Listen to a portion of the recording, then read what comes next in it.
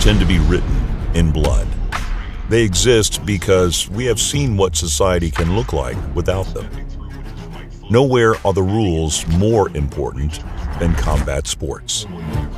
Boxing has been a snake pit of corruption, cheating, and double crosses since ancient times. This is what's wrong with boxing. This is what chases our great fans away from this great sport. Not much has changed, aside from the science. Camp has developed a few tricks of its own. In one corner, we have the most athletic human being ever to... I never knew Roy Jones took steroids. Let me know in the comment section of that y'all know. One thing sets this fight apart. One little statistic that makes this fight a case study in rules in combat sports. That is their combined testosterone levels. Because we have a unique case where both men cheated, which I suppose is taking the long way around this being a fair fight. Speed kills, and absolute speed kills absolutely. No lightweight in history had absolute speed like Roy Jones Jr.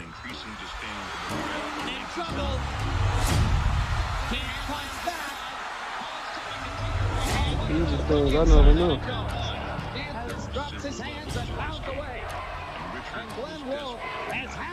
The undisputed unified light heavyweight champion now dominating his third weight class. Just popping and moving away.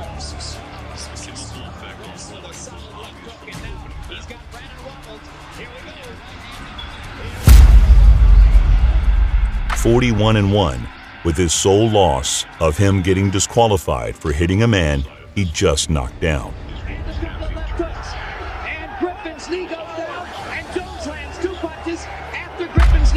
Quickly running out of competition at his third weight class. A drug test would also show he's coming in with a testosterone level over 5 times that of a normal man.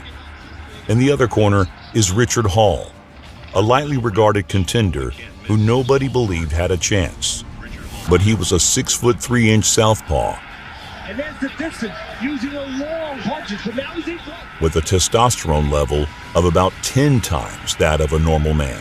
Chemical and hormonal methods of improvement are a double-edged sword. But the first round of this fight may as well be a billboard for the reasons athletes take performance-enhancing drugs. Roy Jones Jr., with all the chemical jams kicked out, delivered a monstrous performance.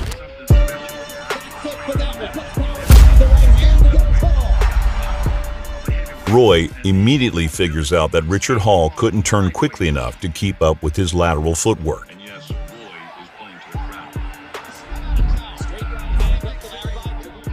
Roy had the sheer speed to get in, land a shot, and be off the line of attack by the time a counter came. The fight ends about midway through the first round.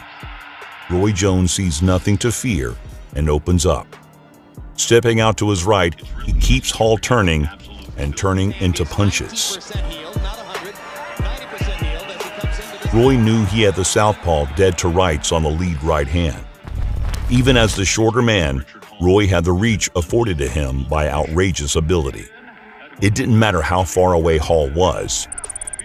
Roy's range seemed to extend like Dalsum. He springs forward while stepping through with his right foot, adding an extra foot of reach to his right. Roy never seemed to throw punches like most fighters. Roy just flicked his hands and snapped his fist through on impact with enough speed and timing to register as power. He cracks Hall with a lead right and exits out to his left. Roy's waiting as the shell-shocked southpaw turns to face him.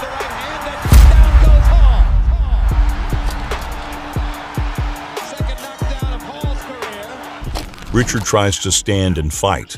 He leans into an uppercut as Roy rifles in a right hand, complete with its own superhero landing, as the southpaw reels back for a second knockdown. This fight was over in the first round. It was over the day Roy Jones Jr. was born.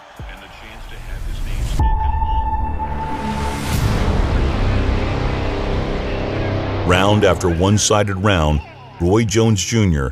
turned in a performance that was more than human. He was blitzing Richard Hall with an increasing disdain for the threat the lanky southpaw posed. Another short right hand lands inside. Hall starting to take the right hand just a little better than in round one. There are simple levels to this game, and Richard was desperately out of his depth. No substance on planet Earth would have allowed him to compete with this version of Roy. The chemical effect on Roy was obvious from the opening bell. And a right hand upstairs. Out of the range. Hard right hand by Jones. But on the flip side of this coin is what was happening to Richard Hall. It was a hilariously one-sided fistfight. It is a slapstick comedy of a boxing match. Roy putting on a show for the Indianapolis fans. Jones is the only fighter in CompuBox history to score a complete shutout for a round. Through the middle rounds, Roy can't miss his tall target. Richard Hall simply did not care. Hall had something happen to his left eye, trying to cover his left eye. Jones taking advantage. This could be it. All this guy Richard Hall has to do is just lay his hands out. He played the straight man of this comedy duo and stoically endured a beating that probably would qualify as excessive anywhere outside of Guantanamo Bay. Roy Jones is something special in the eyes of a trainer and a manager. He's everything you want from a middleweight. He's got the power of a heavyweight and the ability to escape harm of a lightweight. And yes, Roy is playing to the crowd. How about a towel? What do you think, Larry? It wouldn't hurt. Throw the towel in. Towel wouldn't be a bad idea, would it? Turning the showmanship and charisma up to 11. And Hall bangs away.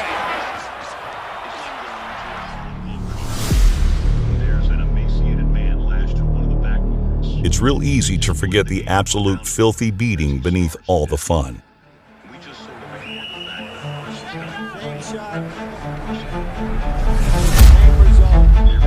It's because Richard Hall is in unbelievable condition. And weighing in at 174.5 pounds, he brings an excellent professional record to the ring tonight, consisting of 25 bouts, 24 victories, including 23 knockouts, with only one loss. Ladies and gentlemen, here is the #1 ranked WBA light heavyweight challenger in the world, Richard the Destroyer Hall. Jim, he has the kind of skills that will bring out either the least or the beast in Roy Jones, and that's what this fight is about. This was his chance. He was an unproven contender handed a title shot at a pound-for-pound superstar demigod. He seems to have it all, Jim. He has great hand speed, solid punching power, puts his punches together well, and has great confidence.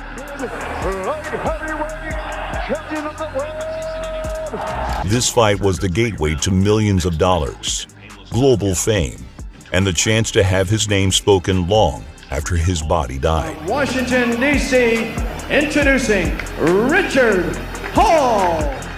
At best, he becomes a legend. He's in close. And when he's in close, we know that he'll have some good say. You know they're going to say, too quick. At worst, he lives on to be spoken by the boxing intelligentsia as a one-hit wonder like Buster Douglas.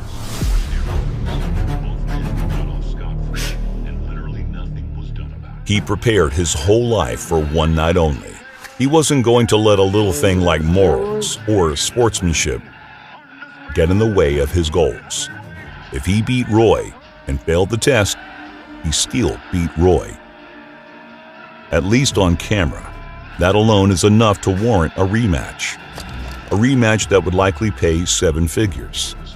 If you had one chance to rob a bank vault, do you hold back on the dynamite? What happened to Richard Hall as a consequence was he had the endurance, stamina, and single-minded determination to take a horrific public beating for far longer than anybody was comfortable with. I'll tell you what, Richard Hall had has guts. He could have been out of here 4 rounds ago and nobody would have criticized him or called him a quitter. He has taken a load from Jones and keeps on. The fight carries a growing sense of mounting horror.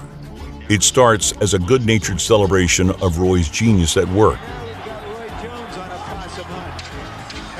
You never know whether a guy has a world-class chin until he takes a world-class. Well, the first thing you're going to observe about Jones, the eyes. He never misses anything. It reminds me of Muhammad Ali and what he had best going for him. He saw everything you was going to do, and he could stop it or get out of the way. Jones. I want to tell you this guy's got a chin and he's got heart, so don't judge him concerning this haul. You cannot do it this time. This is some extraordinary phenomenon in boxing. But soon you wonder, how long could it possibly last? Because Roy Jones is attempting to murder him, and he is handily succeeding. It's like going to a Harlem Globetrotters game, and there's an emaciated man lashed to one of the backboards, but they just play the game around him as he starves to death. We just sort of ignore the fact that a person's health is being irreparably worsened with each passing minute. Every now and again, a Globetrotter will bank a layup off his ribcage, and he'll moan in agony. The crowd roars in approval because they scored. Everybody is having a good time. Richard Hall inexplicably lasted until the 11th round. The commentary team literally begged the referee to stop the fight. Why doesn't the referee stop it? What is the point? That was never close to competitive. There is the problem with steroids in combat sports. Steroids took a fight that should have ended in the second or third, and instead Richard Hall endured a traumatic. Steroids, though? You had a fight. In high-level combat, it's skill that matters. But what it can do is allow you to recover, so you train long and hard enough that you eventually beg a referee to allow your murderer to continue. Stop the fight! Stop it, Wayne! Come on! This isn't competition anymore. Steroids turned a 3-round get-em-next-time quick and painless knockout into a life-altering beating. Richard Hall was 24-1 coming into the fight.